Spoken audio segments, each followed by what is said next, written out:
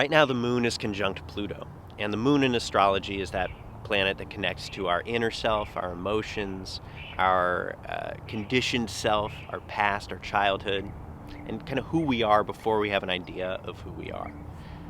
Pluto, on the other hand, is deep unconscious processes, that which kind of drives our life from below. It's the death rebirth process, it's transformation, it's shadow, darkness, instinct.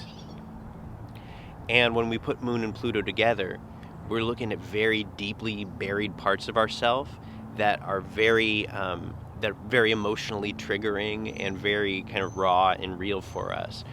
And it's a perfect time when there's any kind of Moon-Pluto activity, even though it's something that we got to do really at all times, but it's a perfect time to go in and address this thing we call the shadow. The shadow basically consists of all of those parts of ourselves that we don't want to see, that we reject, that we hold out of our consciousness because they don't fit with our idea of who we are or should be. They don't fit with our morality, with our family's values, with our identity. And anything that we hold out of consciousness this way, first of all, it takes a lot of energy, so it's exhausting. And we can exhaust ourselves just for a lifetime. You know, imagine you're just like carrying around like heavy weights for no good reason at all, right? It's going to be exhausting. So it's exhausting, and it also feeds energy to that because it's not going anywhere. The stronger you push it away, the stronger it's going to get to kind of counterbalance that. And it's sort of like holding a beach ball underwater, right? It's like, ooh, and as soon as you let that beach ball go, boom, up it comes. Now that's what it can be like when we start to do inner work. It's like we go within.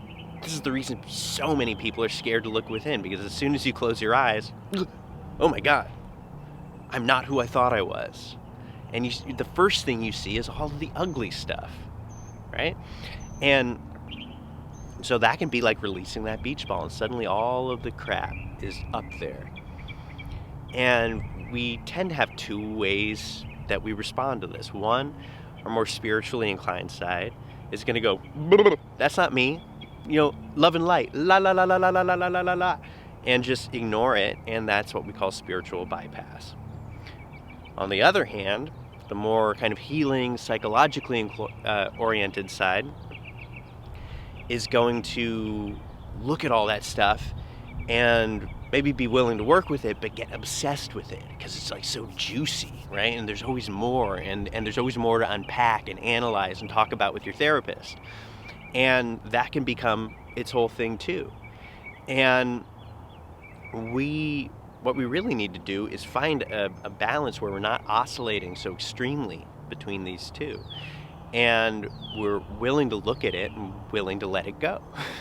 So I think one of the things that helps the most with this is to understand that all of our fears boil down to one basic fear, I think. And that is the fear of feeling how we're going to feel when something happens. So if I see this fact about myself, if I think I'm nice but realize I'm passive aggressive, then my identity is destroyed, right? And if I don't have that identity, then I don't know who I am anymore. And if I don't know who I am, then I'm lost. And if I'm lost, then I might as well die, right? So it takes practice, right? And when you do the practice of this, you realize that you can keep going in and you're not going to die. You might go through a series of deaths, right? This is what we call ego death, where the ego really doesn't die. It just comes back in a different form. But that's the Pluto process, right? In alchemy, we call it the nigredo, the blackening. So it's a death process, yes. But it's not a death process that involves you actually, not coming back. You come back in a newer, better way. Why better? Because you have more energy. You have more of an open heart. You have more, you're bigger, right? Your consciousness has enlarged, but you're also more humble because you realize, oh man, all right, I'm a human like everybody else. And this is the beauty of balance. Okay? Balance is the key that unlocks everything, right? Balance is the key to the kingdom. So, yeah, to do this kind of shadow work, it's very simple. Like, come with an attitude of acceptance for who you are, acceptance of your imperfections, and love, actually, and the understanding that all of this stuff, like everything else, is a manifestation of the divine. Now, when I talk about the divine, I'm not asking anybody to believe any certain thing, to use any certain word. You don't need to use God or goddess or, whatever. However you want to think about it, it's cool. But I think one of the big things that we've lost as a culture is the idea that all things are divine, that all things are holy and sacred. Because if you just look around, you can see logically, it makes sense. There's an intelligence to things, right? Plants know how to grow. Bodies know how to be bodies.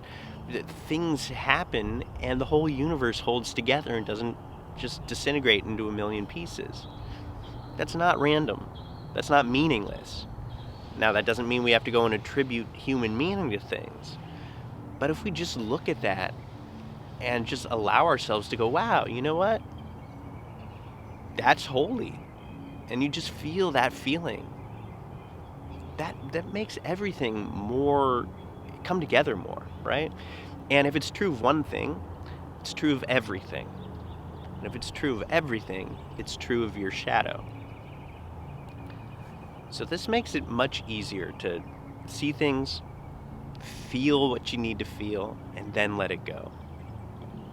So give it a shot, right? Never, ever judge yourself. Ever. Ever, right? That's one of the trickiest things. As soon as you start to allow yourself to see something, then that part of you that doesn't like it kicks in, judgment. If you let judgment take over, you're going to roll to the bottom of the hill before you can pick yourself back up again, right? You don't want to slip and fall.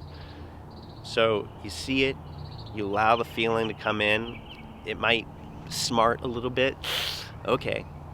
It's okay. Give yourself love anyway. See it as a manifestation of the divine. See it as a gift to yourself to wake you up more. And realize that the one who's going to judge you the hardest is always going to be yourself. Notice that other people are very likely to forgive you. Make whatever amends you need to make, and then you can move on. So I hope that this was helpful for you, and if so, I'd love to hear your comments, and also check out my website, 21stcenturyalchemy.com. The word is all spelled out, where you can learn about sessions, astrology sessions, and other packages, alchemical work, and all that I offer. So thanks. Talk to you later.